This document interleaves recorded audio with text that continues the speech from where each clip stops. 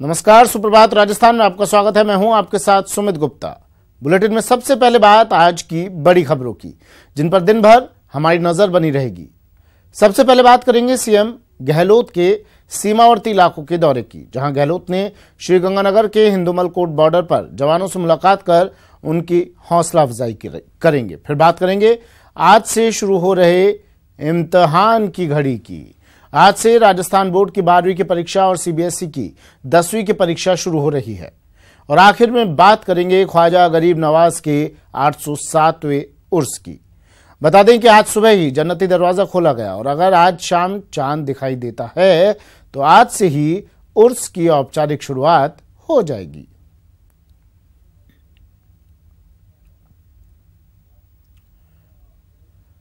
बात बड़ी खबर की। इस वक्त की बड़ी खबर, बीजेपी सरकार के फैसले को गहलोत सरकार ने पलट दिया है। लोकायुक्त के कार्यकाल को घटाकर 5 साल कर दिया है। पिछली सरकार ने लोकायुक्त के कार्यकाल को बढ़ाकर 8 साल किया था और अब इस अध्यादेश को राज्यपाल कल्याण सिंह ने भी मंजूरी दे दी है। 1 साल से भी कम समय में इस कानून को बदल दिया गया। कार्यकाल लोकायुक्त का अब 5 साल होगा। प्रेम मीणा मेरे सहयोगी हमारे साथ फोनलाइन पर जुड़ गए हैं। प्रेम, क्या कारण माना जाए, क्या जरूरत पड़ गई थी इस कदम को उठाने की? देखिए सुमित, मैं बताना चाहूंगा, अशोक गहलोत सरकार ने लोकायुक्त एसएस कोठारी का कार्यकाल 8 वर्ष से घटाकर 5 वर्ष कर दिया है। इसके लिए सरकार एक ऑर्डिनेंस लेकर लाई थी, जिसे राज्यपाल कल्याण सिंह ने मंजूरी दे दी है। अब उनका कार्यकाल 5 वर्ष हो गए।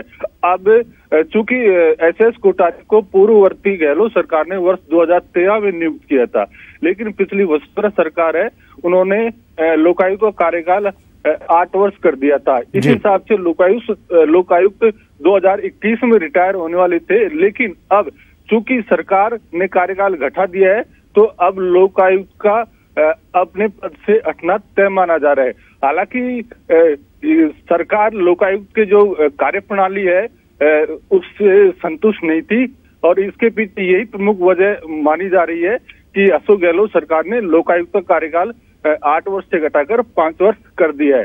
दूसरी ओर लोकायुक्त ने अपनी रिपोर्ट भी सरकार को सौंप दी है, जिसमें 28,521 केसों का जिक्र किया है, जिसमें लोकायुक्त ने लगभग 28,000 जो केस है उनका निस्तारण कर दिया है। सुमित, चलिए, शुक्रिया प्रेम तमाम जानकारी के लिए। प्रेम मीणा मेरे सहयोगी हमारे साथ फोनलाइन पर जुड़े बता रहे थे लोकायुक्त के की कार्यशैली से, लोकायुक्त के कामकाज से खुश नहीं थी सरकार और शायद इसी को एक बड़ी वजह माना जा रहा है। 8 साल से घटाकर 5 साल लोकायुक्त का कार्यकाल किया गया। बढ़ते हैं अगली खबर की ओर। जयपुर नगर निगम में तख्ता पलट। मेयर लाटा ने निगम की समितियों को भंग कर दिया है। नई समितियों का लाटा ने गठन कर दिया है। कई बीजेपी पार्षदों को समिति से बाहर का रास्ता मेयर लाटा ने दिखा दिया। 13 बीजेपी, 10 कांग्रेस और 3 निर्दलीय के साथ ये गठन किया गया है।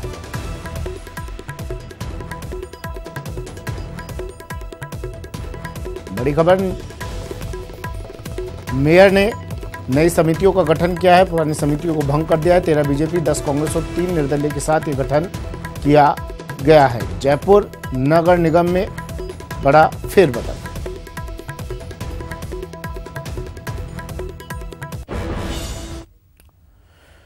बाड़मेर की सीमा पर गए सीएम गहलोत ने बीएसएफ के जवानों को संबोधित किया और कहा कि देश की रक्षा कर रहे जवानों के साथ देश का हर बच्चा खड़ा है और आतंकवाद देश के लिए सबसे बड़ी चुनौती है। उठाने में लगे भी हैं कोई, मान लीजिए राजनीतिक फायदा, तो उनको मिलने वाला नहीं है, क्योंकि देश की जनता जो है बहुत समझदार है। कम पढ़े लिखे हो सकते हैं, अनपढ़ भी हो सकते हैं कई लोग, पर उनका रॉबस्ट कॉमन सेंस जो है, अकल होशियारी उनकी जो है किसी भी मुल्क से कम नहीं है देशवासियों की। इसलिए फैसला वही करते हैं जो कि देश हित में होता है। और ये कुछ लोग राजनीतिक फायदा उठाने के लिए हो सकते प्रयास करते हों।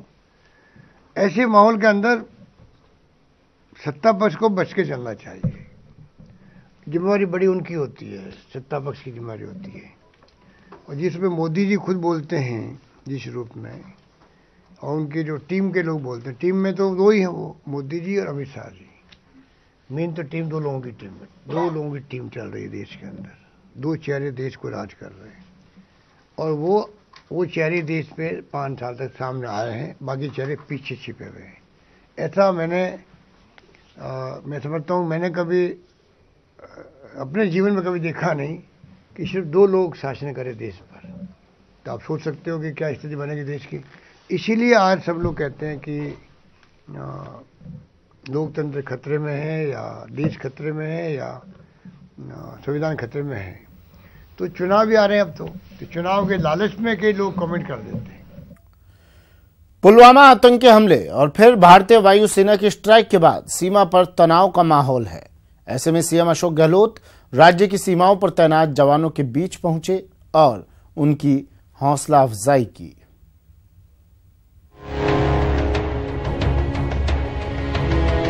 पूरा प्रदेश की जनता साथ खड़ी है।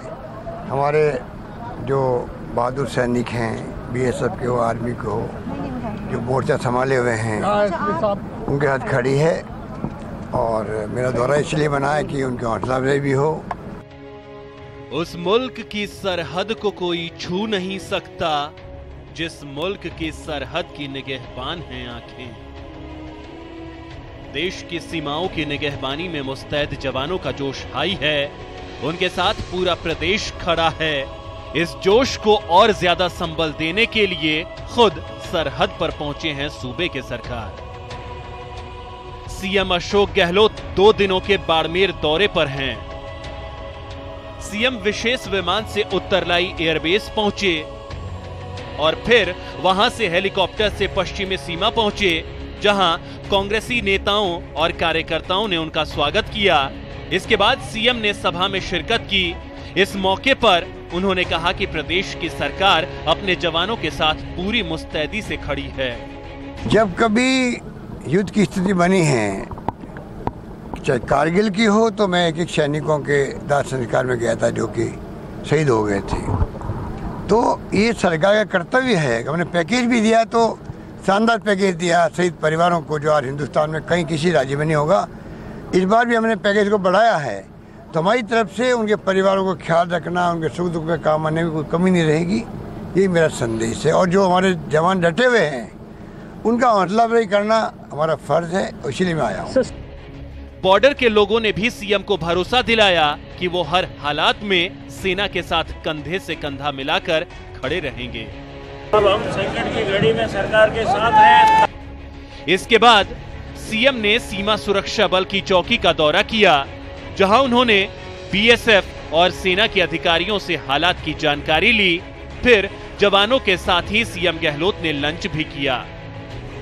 इस मौके पर सीएम ने साफ कहा कि आतंकवाद के खिलाफ सारा देश सरकार के साथ खड़ा है और ऐसे में किसी भी गैर जिम्मेदाराना बयानबाजी से बचना चाहिए। ये मैं देखता हूँ कि ये इतना सेंसिटिव मुद्दा है कि आतंकवाद के हमले जब होते हैं, जाने जाती है, पूरे देश में बहुत भयंकर आघात लगता है। लोग आक्रोश में आते हैं, कैंडल मार्च करते हैं, एकजुटता दिखाने के लिए। पूरा देश, तमाम विपक्षी पार्टियां सरकार के साथ खड़ी है। सरकार जो भी फैसला करेगी दुश्मन देश के खिलाफ में, दुश्मनों के खिलाफ में, पूरा मुल्क साथ खड़ा रहेगा।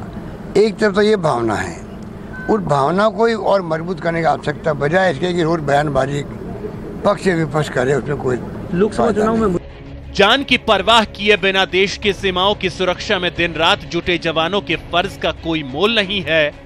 ऐसे में उनके बीच ये संदेश जाना बेहद जरूरी है कि पूरा देश उनके साथ खड़ा है। जाहिर है सीएम गहलोत का 2 दिनों का ये दौरा बेशक जवानों के शौर्य और पराक्रम में और जोश भर देगा। न्यूज़ 18 के लिए बाड़मेर से प्रेमदान की रिपोर्ट।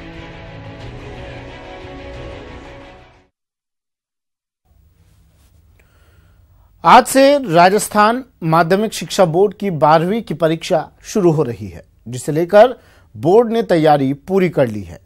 आज पहला पेपर अंग्रेजी का है, जिसके लिए करीब 8,80,000 परीक्षार्थी रजिस्टर्ड हैं।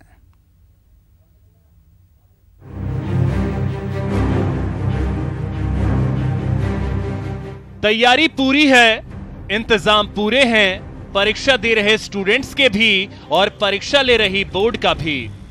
राजस्थान बोर्ड की सीनियर सेकेंडरी की परीक्षाएं शुरू हो रही हैं। परीक्षा के लिए प्रदेश भर में 5,579 केंद्र, प्रदेश में कुल 59 परीक्षा केंद्र संवेदनशील और 31 अति संवेदनशील। प्रदेश भर में 20 लाख से अधिक परीक्षार्थी देंगे एग्जाम। 10वीं की परीक्षा 14 मार्च से होगी शुरू। सीनियर सेकेंडरी की परीक्षा में कुल 8,79,598 परीक्षार्थी रजिस्टर्ड। बोर्ड की ओर से 310 परीक्षा केंद्रों पर लगाए गए हैं सीसीटीवी कैमरे। करीब 4,500 पुलिसकर्मी रहेंगे परीक्षा व्यवस्था की सुरक्षा में तैनात। बोर्ड कार्यालय में जो कंट्रोल रूम स्थापित किया गया है वो प्रातः 6 बजे से रात्रि 12 बजे तक कार्यरत रहेगा। यह कंट्रोल रूम 9 अप्रैल तक अनवरत कार्यरत रहेगा। बोर्ड ने इन प्रश्न पत्रों की सुरक्षा को सर्वोच्च महत्व दिया है। 90% परीक्षा केंद्रों के परीक्षा केंद्र प्रश्न पत्र निकटवर्ती पुलिस थाने में रखे गए हैं। इस बार नकलचियों पर नकेल कसने के लिए बोर्ड ने खास तैयारी भी की है। बोर्ड परीक्षाओं के लिए 190 उड़न दस्तों का किया गया है गठन। इनमें से 60 उड़न दस्ते बोर्ड की ओर से की गई हैं गठित। 125 उड़न दस्ते जिला शिक्षा अधिकारियों की ओर से किए गए हैं गठित। इसके अलावा 9 उड़न दस्ते संयुक्त शिक्षा निदेशकों की निगरानी में निरीक्षण करेंगे। बोर्ड में केंद्रीय कंट्रोल रूम से रखी जाएगी पैनी नजर। 2 अप्रैल तक 24 घंटे काम करेगा कंट्रोल रूम। परीक्षा केंद्रों से 100 मीटर की परिधि में मोबाइल फोन बैन। किसी तरह के इलेक्ट्रॉनिक डिवाइस पर भी पूरी तरह से पाबंदी। परीक्षा केंद्र में भी कोई भी कर्मचारी या वीक्षक मोबाइल नहीं ले जा सकेगा। इतना ही नहीं, प्रश्न पत्रों की सुरक्षा और निगरानी के लिए भी बोर्ड की ओर से विशेष व्यवस्था की गई है। बोर्ड ने इन परीक्षाओं के लिए पूरे राज्य में 57 विशेष उड़न दस्ते गठित किए हैं। ये विशेष उड़न दस्ते बोर्ड के प्रशासक की ओर से लगाए गए हैं, जो परीक्षा काल में अपने जिले के सुदूरवर्ती क्षेत्र के परीक्षा केंद्रों का निरीक्षण करेंगे। माननीय प्रशासक ने सभी केंद्र अधीक्षकों को निर्देश दिए हैं कि विशेष तौर से एकल और नोडल केंद्रों की प्रश्न पत्रों की सुरक्षा पर विशेष रूप से ध्यान केंद्रित करें। तैयारी पूरी है, सुरक्षा के भी पुख्ता इंतजाम हैं। अब इंतजार है बोर्ड के पहले पेपर का। न्यूज़ 18 के लिए अजमेर से अभिजीत दवे के साथ बाबूलाल धायल की रिपोर्ट।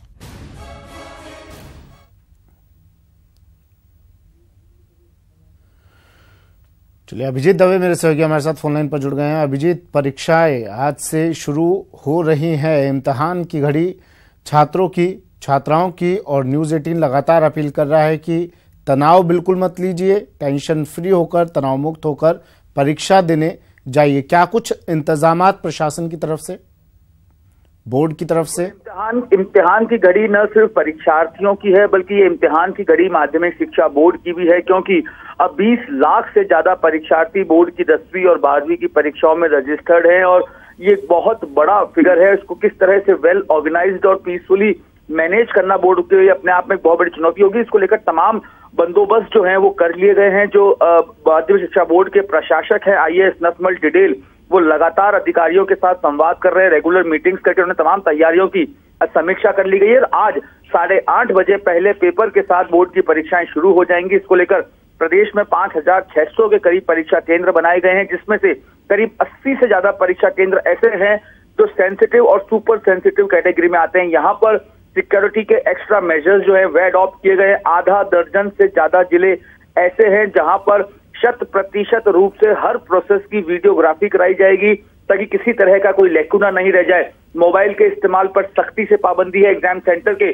100 मीटर के दायरे में किसी को भी मोबाइल की अनुमति नहीं होगी। एग्जाम सेंटर पर भी जो कर्मचारी हैं या जो इन्विजिलेटर्स हैं, उनको भी मोबाइल की अनुमति नहीं दी गई है। जो पिछले अनुभव रहे हैं बोर्ड के, वो कुछ इस तरह के रहे हैं सुमित, की प्रश्न पत्र खोलने में भी जो इन्विजिलेटर्स हैं वो लापरवाही बरत दिया करते थे और गलत प्रश्न पत्र खुल जाया करता था। इसको लेकर भी माध्यमिक शिक्षा बोर्ड की ओर से जो सुपरवाइजर्स हैं, इन्विजिलेटर्स हैं, उनको स्ट्रिक्ट निर्देश दिए गए हैं कि जो पैरामीटर सेट किए गए हैं, जो कलर आइडेंटिफिकेशन किया गया है हर सब्जेक्ट के पेपर्स का, उसको पहले सुनिश्चित कर ले और 45 मिनट पहले उस पेपर को अपनी कस्टडी में लेकर उसको खोलकर उसमें देखा जाए। तो तमाम व्यवस्थाएं जो है वो बोर्ड की ओर से कर ली गई है। तमाम व्यवस्थाएं पुख्ता रहेंगी, सुपरविजन चाहे अधिकारियों का हो चाहे सीसीटीवी का हो, आज जबरदस्त रहने वाला है।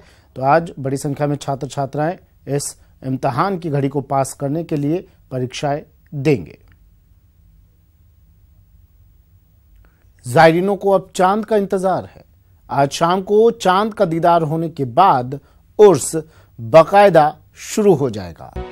ख्वाजा गरीब नवाज का ये 807वां उर्स है और हर साल की तरह इस बार भी ख्वाजा के दरबार का जन्नती दरवाजा खुल गया है।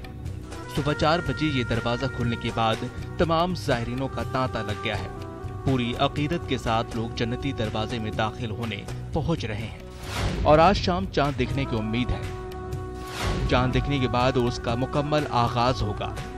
फिर दरगाह दीवान की सदारत में पहली शाही महफिल सजेगी। चांद नहीं दिखने पर उर्स शुक्रवार से शुरू होगा। इस बार पाकिस्तानी जत्था उर्स में नहीं आएगा। हुजूर गरीब नवाज का 807वां उर्स शुरू हो गया है। शुरू होने के साथ में ही सुबह खिदमत शरीफ के बाद में हुजूर गरीब नवाज के आसाने आलिया पर जन्नती दरवाजे को खोल दिया गया। जन्नती दरवाजे से हजारों ज़ायरीन लोग गुजरेंगे। चांद अगर हो गया तो ये मुसलसल 6 रोज तक खुला रहेगा। लेकिन अभी से वीवीआईपी चादर पेश करने का सिलसिला भी शुरू हो चुका है। बुधवार को पीएम मोदी की तरफ से ख्वाजा के दरबार में चादर पेश की गई। उर्स में जियारत करने वाले ज़ायरीनों की भीड़ भी बढ़ने लगी है। पुलवामा हमले के बाद तनाव को देखते हुए सरकार ने सुरक्षा के पुख्ता इंतजाम किए हैं। चप्पे चप्पे पर सुरक्षा बलों को तैनात किया गया है। अन्य गलियां भी जो पहुंचती हैं दरगाह शरीफ तक, उन गलियों में डिप्लॉयमेंट कर रहे हैं। शहर के इंपॉर्टेंट पॉइंट्स हैं, पिकेट्स बनाए हुए हैं जहां पर लोगों का मूवमेंट या प्रेशर रहेगा। पुरानी जो विश्राम स्थली हुआ करती थी अपने अन्ना सागर के पास में, वहां डिप्लॉयमेंट किया गया है। इसके बाद में नेचुरली दरगाह शरीफ में भारी मात्रा में डिप्लॉयमेंट किया गया ताकि जो भी लोग वहाँ पहुँच रहे हैं उनका अच्छे से दर्शन करके वो वापस लौट सकें। 6000 पुलिसकर्मियों की ड्यूटी लगाई गई है। अलग अलग शिफ्ट में 24 घंटे पुलिसकर्मी तैनात किए गए। सादी वर्दी में खुफिया विभाग की भी नजर बनी हुई है। दरगाह और उसके पैराफेरी के इलाकों को 4 स्तरीय सुरक्षा चक्र में बांटा गया है। मुख्यालय की ओर से अजमेर को अतिरिक्त पुलिस बल मुहैया कराया गया है। प्रदेश के कई दर्जन जिलों का पुलिस जाब्ता अगले 10 दिन तक सुरक्षा की कमान संभालेगा। जो वर्तमान सिनेरियो चल रहा है उस सिनेरियो को ध्यान में रखते हुए हम हर उस व्यक्ति को जो कि यहाँ पर किसी भी एजेंसी के साथ में आकर के काम कर रहा है उसको चेक करने की प्रोसेस में है। पिछले 2 दिन से ये प्रोसेस चल रहा है। 2007 में बम धमाका हो चुका है और इन दिनों पुलवामा अटैक के बाद से खासकर राजस्थान में तनाव का माहौल है। लिहाजा सरकार कोई भी कोर कसर बाकी नहीं रखना चाहती ताकि अकीदतमंद बिना डर के ख्वाजा के दर पर आकर अपनी मुरादें मांग सकें। Abhijeet Dave, news 18 network, Ajmer. राजस्थान के शहरों की सफाई का हाल कैसा है, इसका खुलासा दिल्ली के विज्ञान भवन में हुआ जब देश के 4000 से ज्यादा शहरों की स्वच्छता सर्वेक्षण 2019 की रैंकिंग जारी की गई। हैरान करने वाली बात यह है कि तमाम दावों के बाद राजधानी जयपुर की रैंकिंग पिछले साल की तुलना में फिसल गई है।